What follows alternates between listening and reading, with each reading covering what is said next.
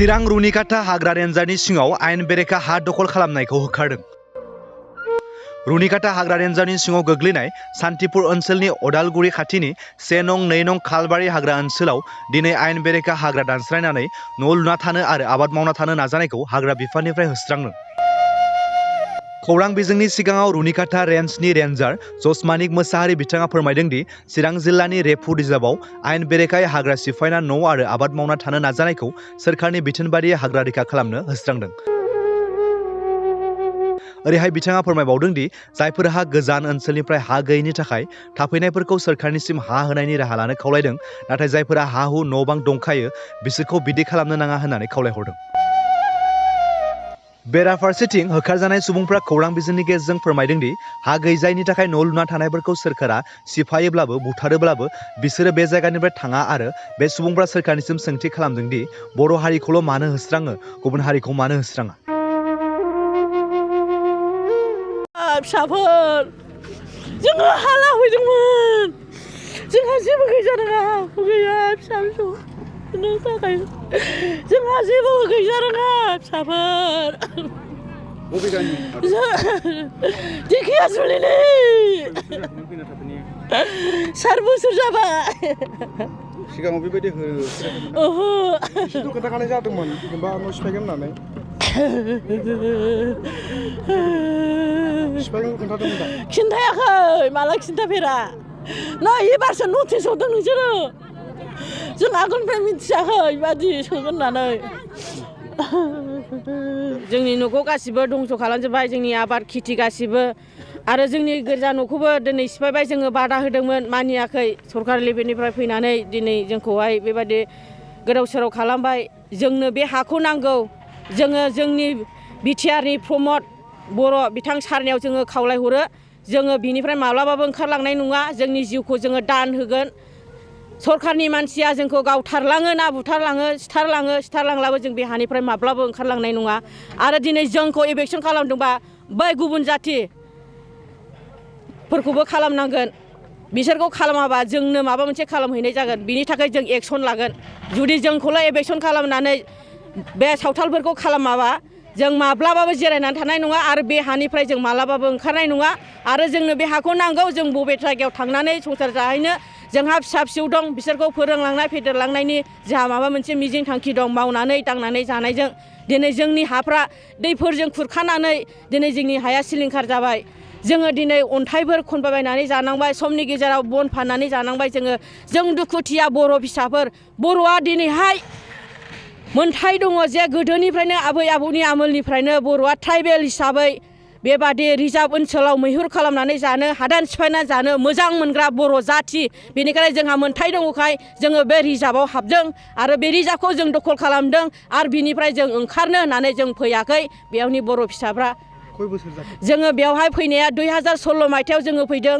जों गोरिब दुखियानि थाखाय जोङो न' बां मोजां लुनो हायाखै, जों सम्पति खामायनो हायाखै। मानोना जोंनि बिसायफ्रा खामला मावनानै जाहैयो। समाव जोङो खामला मोनोबा जों उदालगुरिनि बे खाथिनि गामियावबो जों बेसरफोर फुहैयो, समाव माइ गायनानै जों बेबादि जायो, समाव साम' खांख्राइ खननानै जोङो गोजान दैयाव थांनानै बेफोरबायदि फाननानै जानानै जों जिउ खांनाय जोङो बर' हारिफोर। जोंहा बर' हारिया माखासे जोंनि गेदेर गोलाव गोजौ थाखोनि बर' हारिया दिनै जोंखौ सिनायाखै, जोङो जेबो सुबिदा मोनाखै। बिनिखाय जों दिनै बे जायगायाव जोंनि गामियाव 2 नं खालबारियाव जोंहा ओरैनो 50टा न'खर जोंहा दङ। दिनैहाय सिफायजोब्बाय। ओमफ्राय जोंनि चार्चफ्रा बेबादि दङ, काथलिक मोनसे दङ, लुथार मोनसे दं, NLC मोनसे दं। मोनथाम चार्चजों जोङो बेवहाय गामि दरसे 50टानिबो एबाब गहर जोंहा दङ। गिर्जा न'खौ सिफायबा जों जोबोद दुखु मोनदों। बेखौ जोङो धोरोमनि बिद्रुथि लांबाय नामा होननानै जोङो सानदों आरो जोङो बुङो धोरोमनि बेबादि धोरोमसालिखौ सिफायनो मोनामोन। जोंनि न'खौ सिफायब्लाबो बिसोरो बेबादि खालामनो मोनामोन। जों गोबां दुखु मोनदों। बिनिखायनो जोङो बे हानिफ्राय ओंखारलाङा, जों चेलेन्ज खालामगोन। आंनि बुंनांगौआ एसेनोसै। आङो उदालगुरि डिस्ट्रिक्टनिफ्राय फैदों। आंनि गामिया माजुलि सेसाफानि दैजों लांजानाय। आङो फिसाफ्रा आंनिया 3 दङ, फिसा हिन्जाव 1, फिसा हौवा 2। बिसोरो माने आंनिया सासेया गिदिरसिना हाबा जाबाय, गथ' दं। दा बिथांमोननो आंनि फिसाफोरनो होलांनो थाखाय हा फेरलेबसे हा गैया। बेनिखायनो आङो बे रिजार्भ ओनसोलखौ दखल खालामदों। बिनिफ्राय जों माब्लाबो ओंखारलाङा। हायोबा दिनैनो गावथारलाङो ना बुथारलाङो बे नोंसिनि इस्सा जोङो बेखौनो राइट लादों। गोबांफोरखौ दिनै फरेस्टनिफ्राय फैनानै जोंनि न'फोरखौ सिफायलांबाय आरो जोंनि खुलुमग्रा न' गिर्जाखौबो सिफायबाय। जोङो थांनानै बबेयाव थाहैनो जोंनि जिहेतु बड'लेण्ड बिटिआरनि हा बेवहाय जोंहा मोन्थाय दङ आरो जोङो बुबाबो सौबाबो जोङो जेरावबो थाङा जोंनि गथ' गथायखौ लानानै जों बेयावनो थागोन।